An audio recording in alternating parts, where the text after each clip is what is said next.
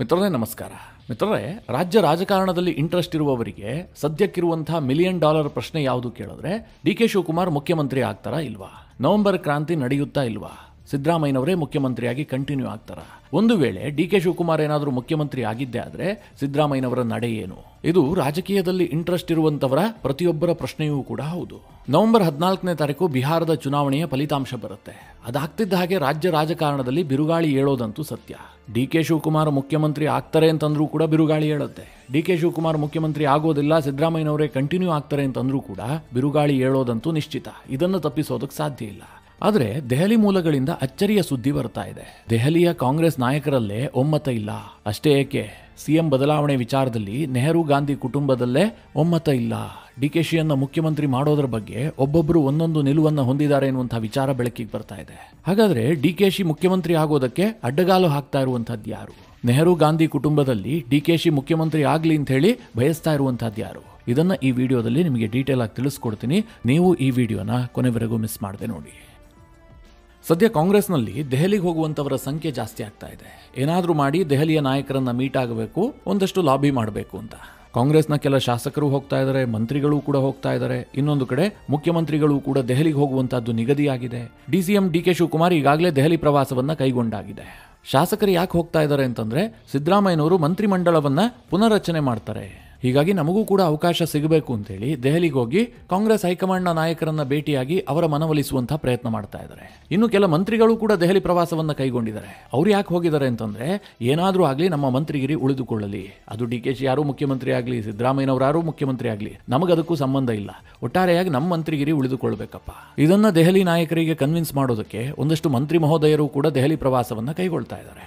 ಯಾರು ಹೊಸದಾಗಿ ಮಂತ್ರಿ ಆಗ್ತಾರೆ, ಯಾರು ಮಂತ್ರಿಯಾಗಿ ಉಳಿದುಕೊಳ್ತಾರೆ, ಇದು ಯಾವುದರ ಬಗ್ಗೆಯೂ ಕೂಡ ರಾಜ್ಯದ ಜನರಿಗೆ ಕುತೂಹಲ ಇಲ್ಲ. ಯಾಕೆ ಅಂತಂದ್ರೆ ಮೈನ್ ಕುರ್ಚಿಯೇ ಅಲ್ಲಾಡ್ತಾ ಇದೆಯಲ್ಲ. ಸಿದ್ದರಾಮಯ್ಯನವರು ಕಂಟಿನ್ಯೂ ಆಗ್ತಾರಾ ಅಥವಾ ಡಿ.ಕೆ. ಶಿವಕುಮಾರ್ ಮುಖ್ಯಮಂತ್ರಿ ಆಗ್ತಾರಾ ಅನ್ನೋದ್ರ ಬಗ್ಗೆ ಬಹಳ ಕುತೂಹಲ ಇದೆ. ಮಿತ್ರರೇ, ಡಿ.ಕೆ. ಶಿವಕುಮಾರ್ಗೆ ಪ್ರಬಲವಾದಂತಹ ನಂಬಿಕೆ ಇತ್ತು. ಏನು ಕಾಂಗ್ರೆಸ್ನ ಹೈಕಮಾಂಡ್ 2.5 ವರ್ಷದ ಫಾರ್ಮುಲಾವನ್ನ ಈ ಹಿಂದೆ ರೆಡಿ ಮಾಡಿತ್ತಲ್ಲ, ಅದಕ್ಕೆ ಅವರು ಸ್ಟಿಕ್ ಆನ್ ಆಗಿರ್ತಾರೆ. ಈ ಬಾರಿಯ ನವೆಂಬರ್ನಲ್ಲಿ ನನಗೆ ಅಧಿಕಾರ ಸಿಗುತ್ತೆ ಅಂತ.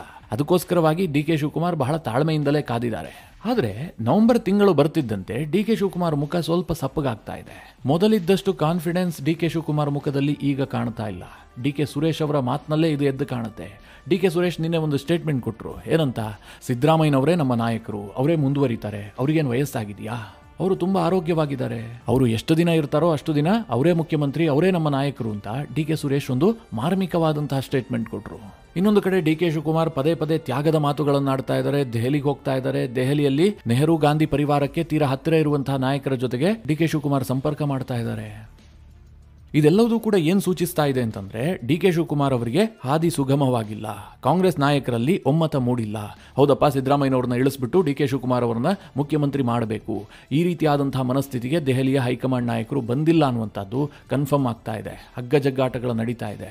ಹಗ್ಗಜಗ್ಗಾಟ ನಡೀತಾ ಇದೆ ಅನ್ನೋದಕ್ಕಿಂತಲೂ ಕೂಡ ಸಿದ್ದರಾಮಯ್ಯನವರು ಎಲ್ಲಾ ವಿಧವಾಗಿಯೂ ಕೂಡ ಡಿ.ಕೆ. ಶಿವಕುಮಾರ್ ಅವರನ್ನ ಲಾಕ್ ಮಾಡಿದ್ದಾರೆ. ಒಂದು ರೀತಿಯಲ್ಲಿ ಡಿ.ಕೆ. ಶಿವಕುಮಾರ್ ಅವರಿಗೆ ಚೆಕ್ಮೇಟ್ ಕೊಟ್ಟಿದ್ದಾರೆ ಅಂತಂದ್ರೂ ಕೂಡ ತಪ್ಪಾಗ್ಲಿಕ್ಕಿಲ್ಲ.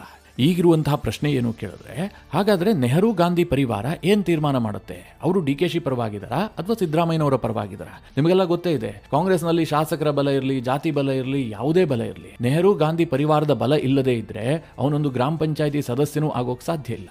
ಕಾಂಗ್ರೆಸ್ನಲ್ಲಿ ಸ್ಥಾನಮಾನ ಸಿಗಬೇಕು, ಅದನ್ನ ಗಿಟ್ಟಿಸಿಕೊಳ್ಳಬೇಕು ಅಂತಂದ್ರೆ ಆ ಪರಿವಾರದ ಶ್ರೀರಕ್ಷೆ ನಿಮಗೆ ಅಷ್ಟು ಮುಖ್ಯ ಆಗತ್ತೆ. ಈ ಸಂದರ್ಭದಲ್ಲಿ ದೆಹಲಿಯ ಮೂಲ ಏನು ಹೇಳ್ತಾ ಇದೆ ಅಂತಂದ್ರೆ, ಸೋನಿಯಾ ಗಾಂಧಿ ಮತ್ತು ಪ್ರಿಯಾಂಕಾ ವಾದ್ರಾ ಇಬ್ರು ಕೂಡ ಡಿ.ಕೆ. ಶಿವಕುಮಾರ್ ಮುಖ್ಯಮಂತ್ರಿ ಆಗಲಿ, ಅದರಲ್ಲೇನು ತಪ್ಪಿಲ್ಲ, ಅವರಿಗೆ ಅಧಿಕಾರ ಹಸ್ತಾಂತರ ಮಾಡಬೇಕು ಅನ್ನುವಂಥ ಇಂಗಿತವನ್ನು ವ್ಯಕ್ತಪಡಿಸಿದಾರಂತೆ.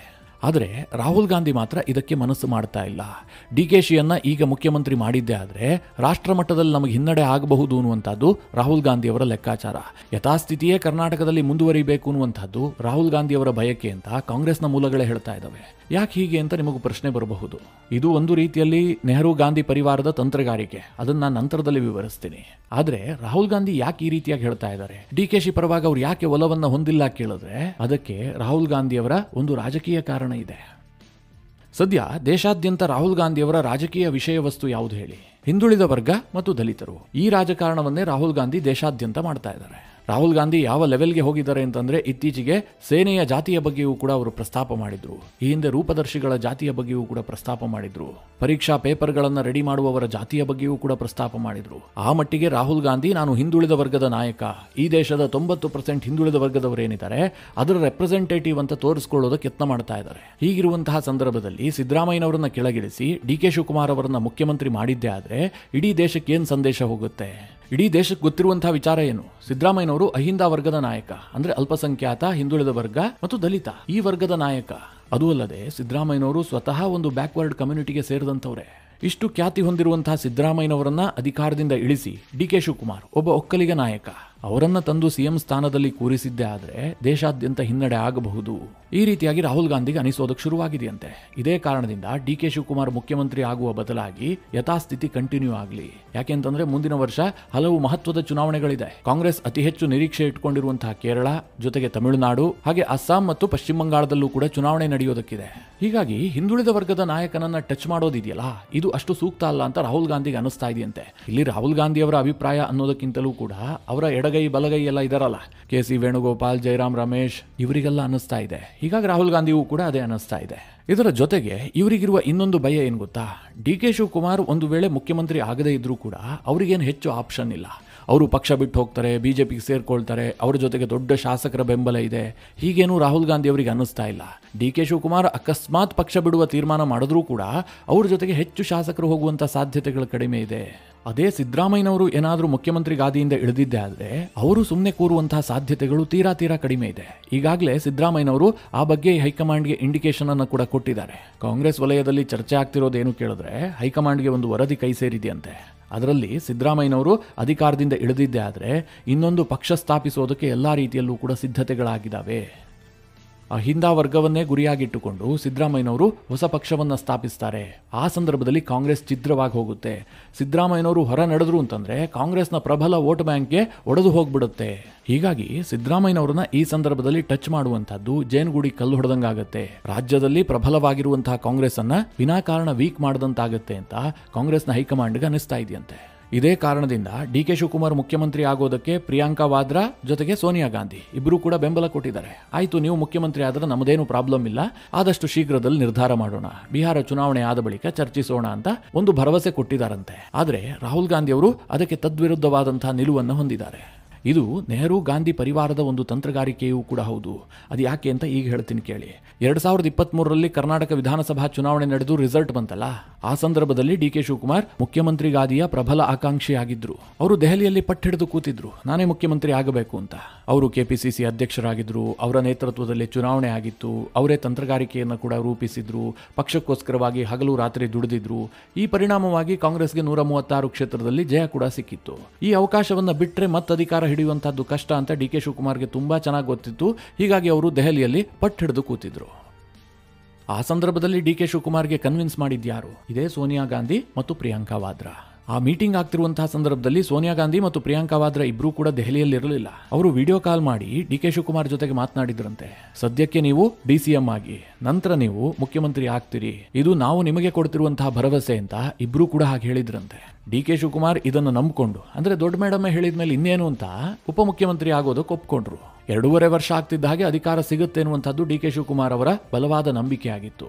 ಇದೇ ಕಾರಣದಿಂದ ಸೋನಿಯಾ ಗಾಂಧಿ ಮತ್ತು ಪ್ರಿಯಾಂಕಾ ವಾದ್ರಾ ಈಗಲೂ ಕೂಡ ಡಿ.ಕೆ. ಶಿವಕುಮಾರ್ ಪರವಾಗಿದ್ದಂತೆ ಇದ್ದಾರೆ. ಆದರೆ ರಾಹುಲ್ ಗಾಂಧಿ ಸ್ವಲ್ಪ ಸಿದ್ದರಾಮಯ್ಯನವರ ಕಡೆಗೆ ಜಾಸ್ತಿ ಒಲವು ಹೊಂದಿದಂತೆ ತೋರಿಸ್ಕೊಳ್ತಾ ಇದ್ದಾರೆ. ಇದು ನೆಹರು ಗಾಂಧಿ ಪರಿವಾರ ಪಕ್ಷವನ್ನ ಬ್ಯಾಲೆನ್ಸ್ ಮಾಡ್ತಿರುವಂತಹ ರೀತಿ. ಯಾವುದೋ ಒಂದು ಪಕ್ಷದ ಕಡೆಗೆ ಅವರು ವಾಲಿದ್ದೇ ಆದರೆ, ಒಂದ ಸಿದ್ದರಾಮಯ್ಯನವರ ಕಡೆಗೆ ಇಲ್ಲ ಡಿ.ಕೆ. ಶಿವಕುಮಾರ್ ಕಡೆಗೆ ಅವರ ಫ್ಯಾಮಿಲಿ ನಿಂತ್ಕೊಂಡಿದ್ದೇ ಆದರೆ ಪಕ್ಷ ಒಡೆದು ಹೋಗಿಯೇ ಹೋಗುತ್ತೆ. ಈ ಪರಿಸ್ಥಿತಿಯಲ್ಲಿ ಅದನ್ನು ತಪ್ಪಿಸೋದಕ್ಕೆ ಸಾಧ್ಯವೇ ಇಲ್ಲ. ನನಗನ್ಸುತ್ತೆ ಮಿತ್ರರೇ, ಡಿ.ಕೆ. ಶಿವಕುಮಾರ್ ಸ್ವಲ್ಪ ಮಟ್ಟಿಗೆ ಎಡವಿದ್ದಾರೆ. ಯಾಕೆ ಗೊತ್ತಾ? ಅವರು ಹೈಕಮಾಂಡ್ ಮೇಲೆ ಪೂರ್ಣವಾಗಿ ನಂಬಿಕೆ ಇಟ್ಕೊಂಡಿದ್ದಾರೆ.